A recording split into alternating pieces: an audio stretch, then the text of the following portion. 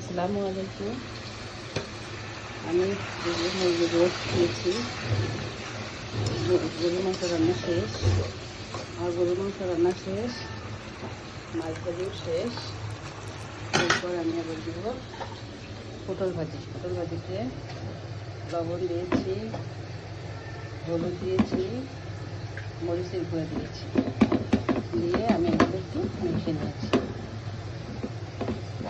মাখার পর আমি এগুলো এখন ভাজবো। তারপর যখন বেশি ভাজি ভাজবো তখন আপনার ক্ষেত্রে খাবো।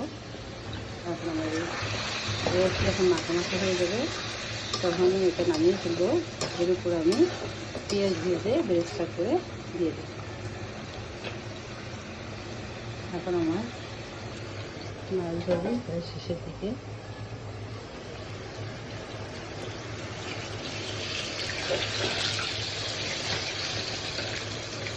এইভাবে তেলের পাশে মধ্যে দিই, সেটা হচ্ছে তেল কম পায়, সেটা আবার তেলের মধ্যে দিই। এই আমি প্রথম ভেজেছি, এগুলো প্রথমবার ভেজেছি, এখন আবার ভাজতেছি।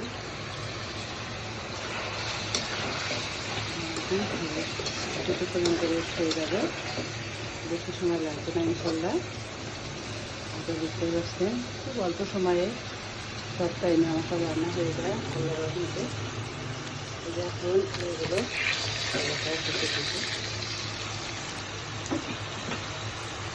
দিতে দিয়েছি আমি, এগুলো হয়ে যাবে।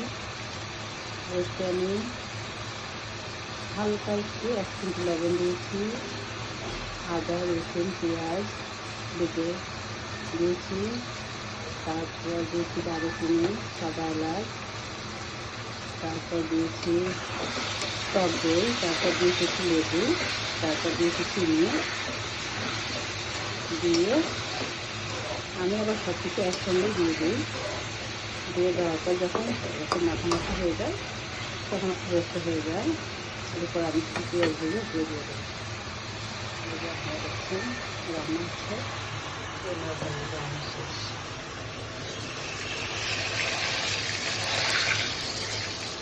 আর ভাজিটা শেষ, আর ভাজিটা দিয়ে তুলে রেখে দিলাম পাশে। একটা ভালো আছে রেখেছি, পটল দিলাম করে দিয়েছি,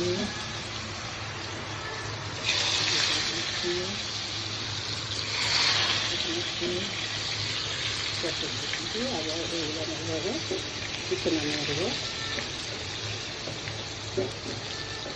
কাজটা করে দিয়েছি, আমার কড়াইতে ছোটো, কড়াই বেশি বড় না, মাছ দিয়ে দিলাম, কড়াইতে সুন্দর করে বসিয়ে দিলাম, চারদিক নেবো।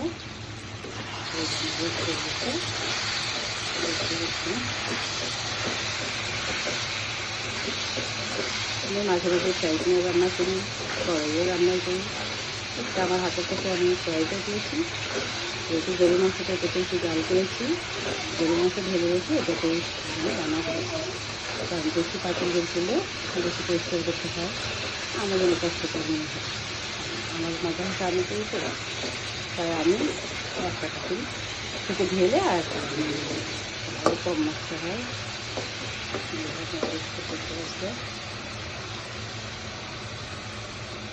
আপনারা খালেই বুঝতে পারবেন কত সহজ, কত সুস্বাদু। পটল ভাজি হচ্ছে, সরি পটল ভাজি হচ্ছে, আমার হচ্ছে রোস্ট কি মজা, না খালে বুঝতে পারবেন না। গরুর মাংস কথা রোস্টের মশলা, আমি রোস্টের মাংস রাঁধুনি রোস্টের মশলাটা দিয়েছি, আবার মাংসের ভিতরে রাঁধুনি গরুর মাংস মশলাটা আছে। তারপরে আমি একটু দারুচিনি দিই, রং দিই, গোলমরিচ দিই, সাদা এলাচ, তারপরে মাংসের মধ্যে কালো এলাচ, এগুলো একটু দিলে একটু ভালো লাগে, আর একটু তরকারি বের হয়। খুব অল্প সময়ে আমার এটা রান্না হয়ে যায়। তারপর দিচ্ছে এই এখন আমার ভাজি করে দেবো, এটা হয়ে যাচ্ছে, হয়ে গেছে। যারা রান্না করতে পারে না তারা আমার চ্যানেল থেকে রান্না করতে শিখে নেবেন ইনশাল্লাহ। এখন এটা নামিয়ে ফেলছি, এখন এটা নামিয়ে ফেলছি। একটা এগুলোতে পাশে তেগুলো রেখে দিই। এরপর আমি চুলাটা একটু আস্তে দিয়ে দিলাম, চুলাটা বন্ধ করে পরে দিয়ে বসি। পরে এখন আমার দুটো চুলা দরকার। পটল ভাজিটা হয়ে গেলে আমি উঠিয়ে ফেলবো, তারপর আবার পটল ভাজি দেবো। আমার সঙ্গে থাকেন। আল্লাহ হাফিজ।